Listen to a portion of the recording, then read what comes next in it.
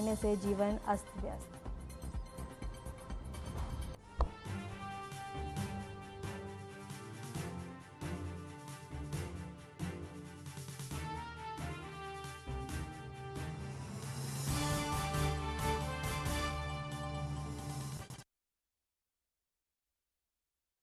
आपके साथ वर्षा शर्मा और रुक करेंगे उत्तर प्रदेश की खबरों की। और बड़ी खबर है, जहां 9 जुलाई को सीएम योगी का अयोध्या दौरा है। 9:30 बजे पहुंचेंगे रामकथा पार्क हेलीपैड। हनुमानगढ़ी और रामलला का करेंगे दर्शन पूजन। और बता दें कि रामपुर हलवारा में करेंगे पौधारोपण और सीएम योगी जनसभा को संबोधित भी करेंगे। अयोध्या में लगभग 2 घंटे रहेंगे मुख्यमंत्री योगी आदित्यनाथ। प्रशासन ने तैयारियां को अंतिम रूप देना शुरू कर दिया है। उत्तर प्रदेश के मुख्यमंत्री योगी आदित्यनाथ 9 जुलाई को अयोध्या के दौरे पर रहेंगे। उनका आगमन सुबह 9:30 बजे रामकथा पार्क स्थित हेलीपैड पर प्रस्तावित है। मुख्यमंत्री सबसे पहले हनुमानगढ़ी और रामलला मंदिर में बता दें कि दर्शन पूजन करेंगे। इसके बाद वह बता दें कि रामपुर हलवारा में पौधारोपण कार्यक्रम में भाग भी लेंगे। इसके साथ ही मुख्यमंत्री योगी अयोध्या में एक जनसभा को भी संबोधित करेंगे। उनका दौरा बता दें कि लगभग 2 घंटे का रहेगा। और इस महत्वपूर्ण दौरे को लेकर प्रशासन ने तैयारियों को अंतिम रूप देना भी शुरू कर दिया है। इसके साथ ही सुरक्षा व्यवस्था को चाक चौबंद किया गया है और संबंधित विभागों को जरूरी दिशा निर्देश भी जारी किए गए हैं, ताकि दौरे के दौरान कोई भी कमी ना रहे। मुख्यमंत्री का यह दौरा अयोध्या में आगामी विकास योजनाओं और धार्मिक स्थलों के महत्व को लेकर अहम माना जा रहा है।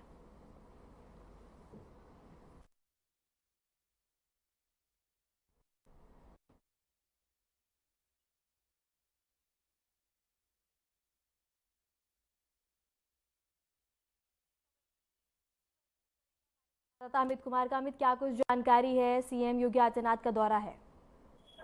जी बिल्कुल, आपको बता दें कि कल लगभग 9:30 बजे सीएम योगी हनुमानगढ़ी रामकथा पार्क पर आएंगे। उसके बाद हनुमानगढ़ी का दर्शन पूजन करेंगे। इसके बाद जो कार्यक्रम है रामपुर हलवारा में एक पेड़ माँ के नाम का जो है लगाएंगे। उसके बाद जो एक जनसभा को भी संबोधित करेंगे। जी अमित, दौरे को लेकर प्रशासन की ओर से किस तरह की व्यवस्था की गई है और प्रशासन ने किस तरह से तैयारी को अंतिम रूप दिया है और कौन कौन से रूट को डाइवर्ट किया है? जी बिल्कुल, आपको बता दें कि जिस समय सीएम योगी का दौरा रहेगा, जिस समय वो हनुमानगढ़ी रामलला का दर्शन करने जाएंगे, उस मार्ग को जो है बंद कर दिया जाएगा। इसके साथ साथ आपको बता दें कि जहाँ पे कार्यक्रम रामपुर हलवारा में जहाँ पे एक पेड़ माँ के नाम लगाएंगे। इसके बाद जो दशरथ पथ है वहाँ पर एक त्रिवेणी वन फार्मेसी कृषि काम में एक पेड़ भी लगाएंगे। इसके बाद एक जनसभा को संबोधित करेंगे, जिसको लेकर प्रशासन पूरी तरह से मुस्तैद है। लगातार जो है उस कार्यक्रम स्थल का निरीक्षण कर रहा है। इसके साथ साथ वहाँ पे जो दिशा निर्देश है, जो सुरक्षा के व्यापक इंतजाम किए गए हैं। अमित, सीएम योगी एक पेड़ माँ के नाम अभियान में भी भाग लेंगे, तो लोगों को किस तरह का संदेश दिया जाएगा? जी बिल्कुल, जिस तरह से जो है एक पेड़ माँ के नाम लगाने के लिए पहले से ही सरकार प्रतिबद्ध है। इसके साथ साथ जो अयोध्या में एक ग्रीन सिटी के रूप में जो हरियाली को बढ़ावा देने के लिए भी ये काम किया जा रहा है। इससे पहले भी ये पेड़ लगाए गए हैं। अमित, सीएम योगी आदित्यनाथ तमाम जरूरी दिशा निर्देश भी देंगे, जनसभा को संबोधित भी करेंगे। क्या कोई बैठक भी हो सकती है? बिल्कुल, बैठक आपको बता दें कि बैठक जो है नहीं होनी है, जनसभा होनी। जनसभा के बाद सीधे ये करीब 2 घंटे तक रहेंगे। उसके बाद ये सीधा अन्य कार्यक्रम के लिए निकल जाएंगे। ठीक है अमित, आपका बहुत बहुत शुक्रिया हमारे साथ जुड़ने के लिए, तमाम जानकारी साझा करने के लिए।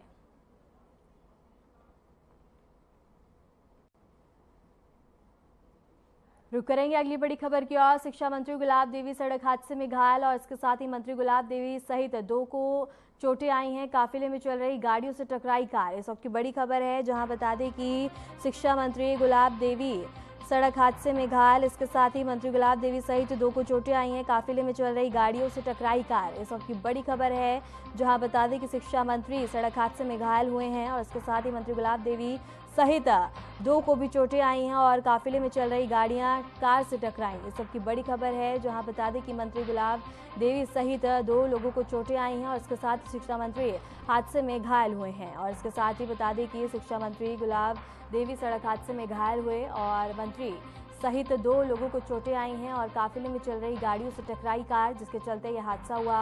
और इसके साथ ही मंत्री को बता दें कि चोटें आई हैं और घायल हुए हैं और इसके साथ ही बता दें कि मंत्री सहित 2 लोगों को इस हादसे में चोटें आई हैं। इसके साथ ही इस वक्त की बड़ी खबर है, जहां शिक्षा मंत्री सड़क हादसे का शिकार हुए और इस हादसे में बता दें कि मंत्री घायल हुए हैं और इसके साथ ही मंत्री सहित 2 लोगों को इस पूरे हादसे में चोटें आई हैं। और इसके साथ ही बता दें कि काफिले में चल रही गाड़ियां और इसके साथ ही गाड़ियों से कार टकराई, जिसके चलते यह हादसा हुआ है।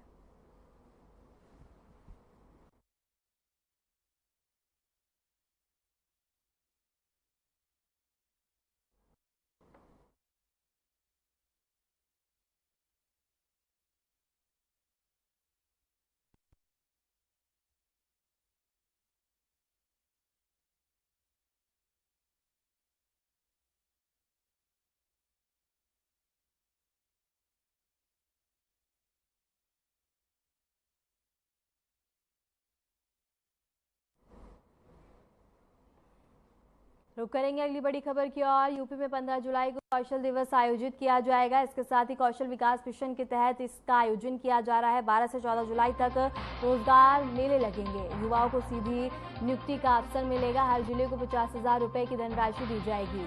चयनित युवाओं को नियुक्ति पत्र मिलेंगे और इसके साथ ही सफल प्रशिक्षकों को किया जाएगा सम्मानित। इस वक्त की बड़ी खबर है, जहां उत्तर प्रदेश में 15 जुलाई को कौशल विकास मिशन के तहत कौशल दिवस का आयोजन किया जाएगा। इसके तहत 12 से 14 जुलाई तक राज्य भर में रोजगार मेले आयोजित होंगे, जिसमें युवाओं की सीधी नियुक्ति का असर मिलेगा। इसके साथ ही बता दें कि हर जिले को आयोजन के लिए 50,000 रुपए की धनराशि प्रदान की गई है। इस दौरान चयनित युवाओं को नियुक्ति पत्र दिए जाएंगे, जबकि सफल प्रशिक्षकों को सम्मानित भी किया जाएगा।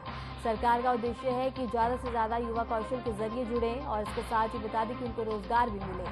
और बता दें कि रोजगार के अवसर बढ़ाने के चलते इसका आयोजन किया जा रहा है।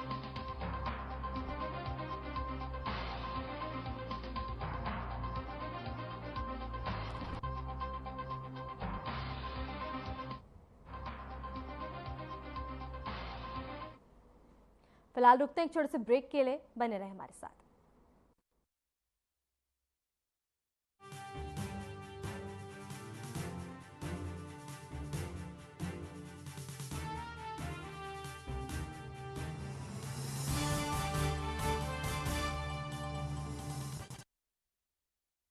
यशस्वी प्रधानमंत्री नरेंद्र मोदी जी के संकल्प सबका साथ सबका विकास को माननीय मुख्यमंत्री योगी आदित्यनाथ जी ने सामाजिक एकता एवं समरसता के उच्चतम मानदंडों के साथ बनाया है यूपी सरकार का मूल मंत्र। परिणाम स्वरूप 2017 के बाद उत्तर प्रदेश में सभी को मिले बिना किसी भेदभाव के रोजगार के समान अवसर एवं योजनाओं के लाभ। 8.5 लाख से अधिक सरकारी और 3,75,000 से अधिक संविदा पर नौकरी पाने वाले जहां निष्पक्ष और पारदर्शी प्रक्रिया के साक्षी बने, वहीं अनुसूचित जाति, जनजाति, पिछड़े एवं निम्न आय वर्ग के अभ्यर्थियों को मिला आरक्षण का संपूर्ण लाभ। प्रधानमंत्री गरीब कल्याण अन्न योजना, प्रधानमंत्री आवास योजना और जल जीवन मिशन से लेकर मुख्यमंत्री युवा स्वरोजगार और एक जनपद एक उत्पाद जैसी विभिन्न योजनाएं यूपी में अंत्योदय से सर्वोदय का सपना कर रही हैं साकार। काम दमदार, डबल इंजन सरकार।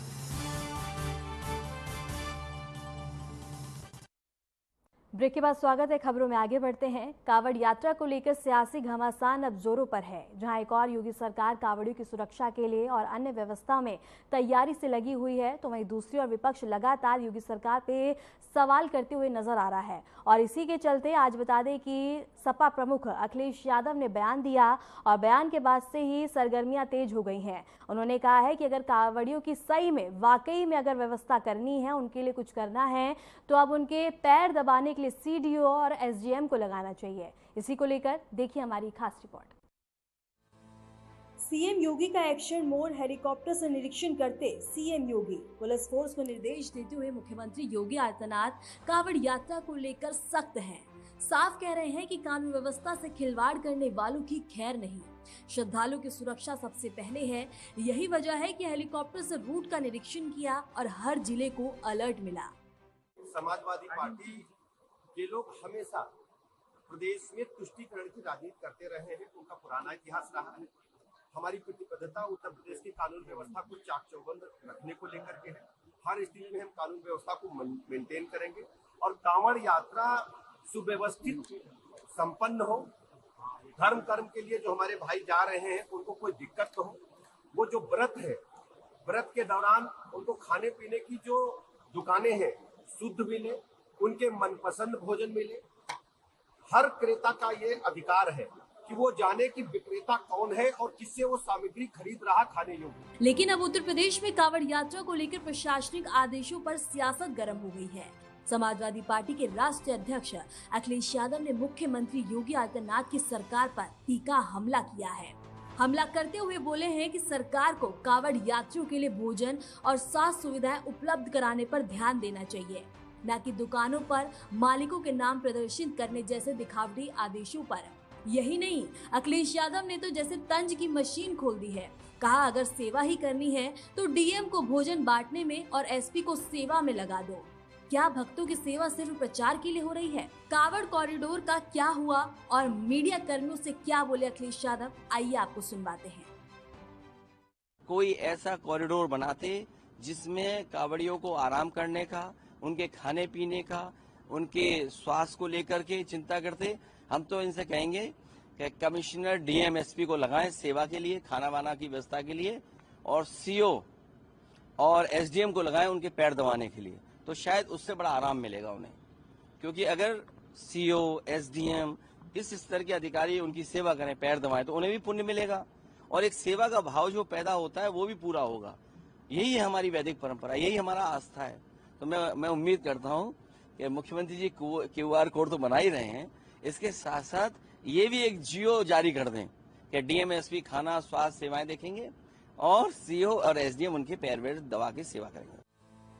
पत्रकारों से बातचीत करते हुए अखिलेश ने कटाक्ष भरे अंदाज में कहा कि अगर सरकार वाकई सेवा करना चाहती है तो डीएम एसपी को कांवड़ यात्रियों के लिए भोजन व्यवस्था में लगाना चाहिए और सीओ एसडीएम को उनके पैर दबाने के लिए नियुक्त कर देना चाहिए। यही हमारी वैदिक परंपरा है। लेकिन ये सवाल उठता है कि कांवड़ यात्रा पर सियासत आखिर क्यों छिड़ी है? असल में किसको किसकी पड़ी है? कांवड़ियों के पैर दबाने के लिए सीओ एसडीएम हो तैनात कि मायने आखिर है क्या? आखिर सेवा है या सियासी स्टंट? क्या अखिलेश यादव का तंज जायज है या ओवर रिएक्शन है? क्या वाकई योगी सरकार दिखावे में व्यस्त है या व्यवस्था में दुरुस्त है? क्या कांवड़ यात्रा को सियासी अखाड़ा बनाना ठीक है? Bureau report, Aryan TV. Jal Shakti मंत्री स्वतंत्र देव सिंह ने आज बलिया में बाढ़ सुरक्षा से जुड़ी 14 परियोजनाओं का निरीक्षण किया। मंत्री ने कहा कि 2 परियोजना छोड़कर बाकी सभी कार्य पूरी तरह से पूरा हो चुका है। बलिया के साथ ही गोरखपुर और आजमगढ़ क्षेत्र में बाढ़ से गंभीर रूप से प्रभावित है। मंत्री ने कहा कि इन क्षेत्रों में बाढ़ नियंत्रण के लिए तेजी से काम चल रहा है ताकि किसानों और स्थानीय जनता को किसी भी तरह की परेशानी ना हो और बाढ़ की समस्या से राहत मिल सके। स्वतंत्र देव सिंह ने बता दी कि अधिकारी को निर्देश दिए हैं कि बची हुई 2 परियोजनाओं को जल्द से जल्द पूरा किया जाए। परियोजना में देखने आया था बलिया, लगभग 14 परियोजनाएं हैं। सभी परियोजना हमारी कंप्लीट के कगार पर है। 2-3 परियोजनाएं जो अभी नहीं पूर्ण हुई है वह पूर्ण हो जाएंगी। बाकी परियोजना हमारी पूर्ण हो चुकी है। इस बेल्ट में पूरे क्षेत्र में इधर जो गोरखपुर मंडल है, देवीपाटन मंडल है और अयोध्या, ये सभी मंडल में जो बाढ़ के चपेट में गोरखपुर मंडल, इधर की परियोजनाएं जितनी हमारी पूर्ण हो रही है। पिछले 8 वर्षों में लगभग 1600 परियोजना हमने कंप्लीट किया है और कोई भी किसी प्रकार की जनहानि नहीं हुई और न्यूनतम नुकसान हुआ है। आगे भी हम सब कोशिश करेंगे कि बाढ़ तूफान से आग को कोई रोक नहीं सकता है, लेकिन फिर भी हम कोशिश करेंगे किसी प्रकार का नुकसान न हो तो न्यूनतम हो, और माई से ही प्रार्थना करूंगा कि किसी का नुकसान न हो।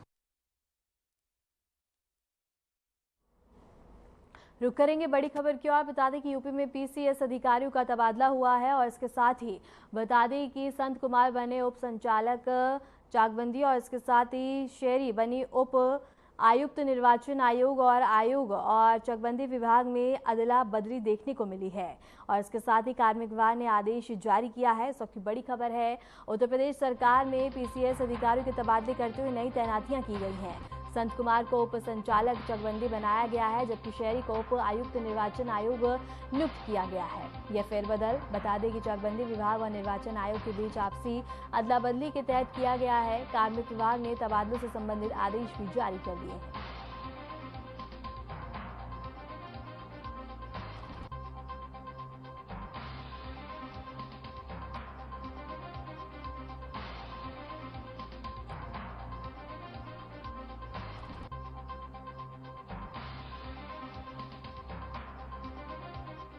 फिलहाल रुकते हैं एक छोटे से ब्रेक के लिए, बने रहें हमारे साथ।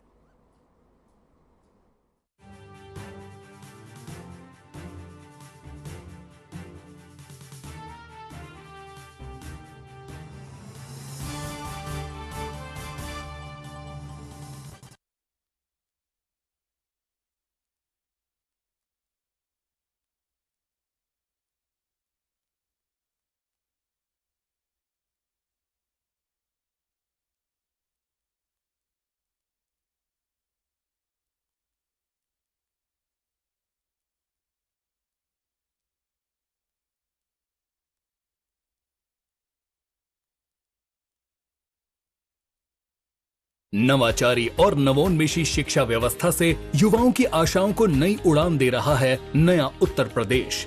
ग्रामीण परिवेश हो या फिर नगरीय क्षेत्र, गुणवत्ता युक्त शिक्षा बनी है नए उत्तर प्रदेश की पहचान। स्कूल चलो अभियान और शारदा प्रोग्राम जैसे अभिनव प्रयासों से ड्रॉप आउट दर में आई है उल्लेखनीय गिरावट। ऑपरेशन कायाकल्प और टैबलेट वितरण जैसे कदमों से डिजिटल शिक्षा को मिले हैं नए आयाम। बेसिक शिक्षा से हायर एजुकेशन तक शिक्षा में उठाए गए अभूतपूर्व कदमों से हुआ है एजुकेशन का ट्रांसफॉर्मेशन। अंत्योदय और बिना किसी भेदभाव के सबको समान शिक्षा का अधिकार बना है युवाओं के उज्जवल भविष्य का आधार। वर्ष 2017 के बाद डबल इंजन सरकार के अभिनव प्रयासों ने नए उत्तर प्रदेश की शिक्षा व्यवस्था में किया है युगांतकारी ट्रांसफॉर्मेशन।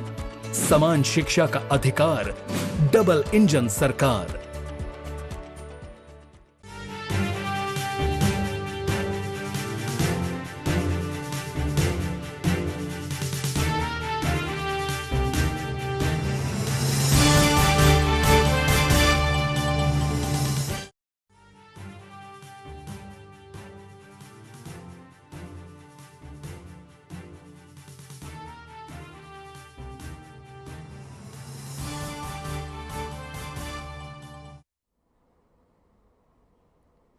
ब्रेक के बाद स्वागत है। खबरों में आगे बढ़ते हैं। आईएएस अमित कुमार घोष की बड़ी कार्रवाई और इसके साथ ही मत्स्य विभाग के सहायक निदेशक पर गाज गिरती हुई नजर आई है।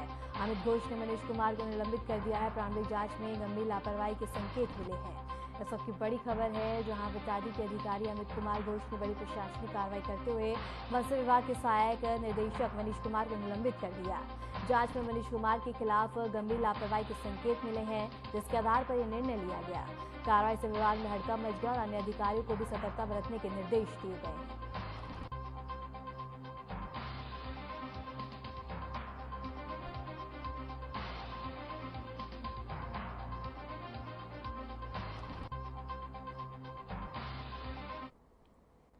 लखनऊ से इस वक्त की बड़ी खबर है, जहां पीसीएस अरविंद कुमार सिंह सस्पेंड। देवरिया में ज्वाइन ना करने पर यह कार्रवाई की गई है। 3 साल से बिजनौर में थे तैनात। सीएम के निर्देश पर सस्पेंशन आदेश 2012 बेंच के अफसर पर गाज गिरती हुई नजर आई है। उत्तर प्रदेश सरकार ने 2012 बेंच के पीसीएस अधिकारी अरविंद कुमार सिंह को निलंबित कर दिया है। सूत्रों के अनुसार अरविंद कुमार सिंह का संस्थारण देवरिया किया गया था, लेकिन उन्होंने नई तैनाती पर ज्वाइन नहीं किया। इस पर मुख्यमंत्री योगी आदित्यनाथ के निर्देश पर कार्रवाई करते हुए उन्हें निलंबित कर दिया गया। वे पिछले 3 वर्षों से बिजनौर में तैनात थे। शासन ने इस लापरवाही को गंभीरता से लिया है और सेवा अनुशासन के तहत ये कार्रवाई की है।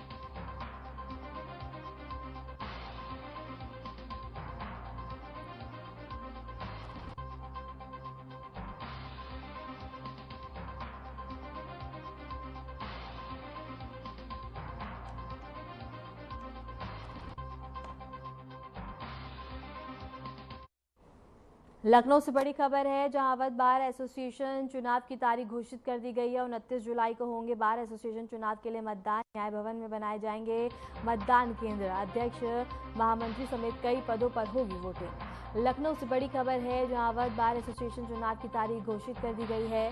29 जुलाई को मतदान कराया जाएगा। वोटिंग न्याय भवन और इसके साथ ही बता दें कि केंद्रों पर होगी। और इसके साथ ही चुनाव में अध्यक्ष, महामंत्री समेत कई महत्वपूर्ण पदों के लिए अधिवक्ता अपने मताधिकार का प्रयोग करेंगे। चुनाव प्रक्रिया को लेकर तैयारियां तेज कर दी गई हैं और तमाम व्यवस्था भी की गई है।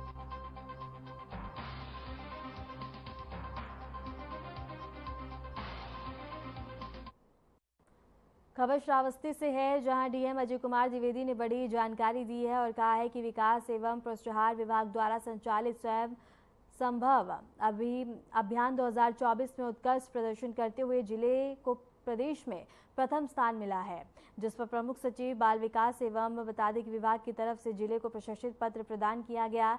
यह सफलता बाल विकास विभाग समेत सभी सहयोगी विभागों, विकास भागीदारियों और जन सहयोग के प्रभावी समन्वय का परिणाम है। डीएम ने इस उपलब्धि पर खुशी जताई है।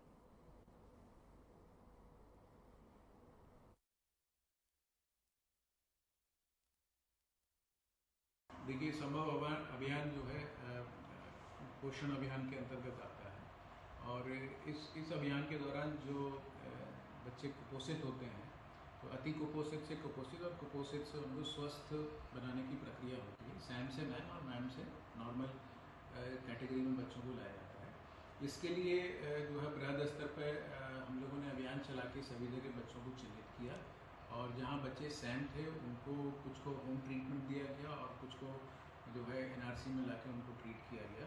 जिसके चलते जो प्रदेश में जनपद श्रावस्ती का रिकवरी रेट 80% से ऊपर है, जो कि प्रदेश में सर्वाधिक है। और बड़ी संख्या में इसमें जो बच्चे सैम या मैम श्रेणी में थे वो अब स्वस्थ हो गए हैं और एक सामान्य ज़िंदगी जी रहे हैं। इसके लिए एनआरसी सेंटर भी बनाया गया है। जो अति कुपोषित बच्चे हैं उनको वहाँ पर भर्ती करा के उनकी 24 घंटे निगरानी करके देखभाल की जाती है और हम उम्मीद करते हैं आगे भी इसी प्रकार से पूरा विभाग हमारा ये प्रयासरत रहेगा और जनपद में जो कुपोषण की समस्या है उससे जनपद को निजात मिल सकेगी।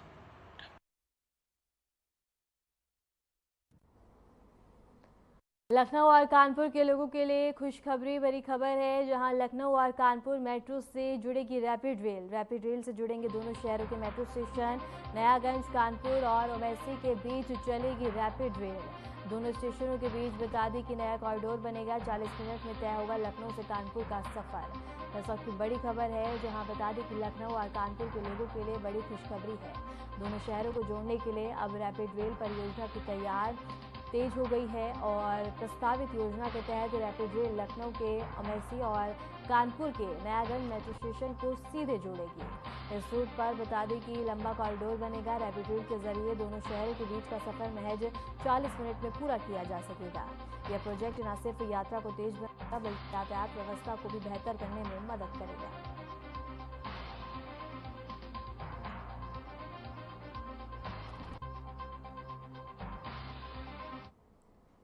फिलहाल के लिए खबरों में इतना ही और ऐसे देश और दुनिया की तमाम खबरों को जानने के लिए बने रहें हमारे साथ।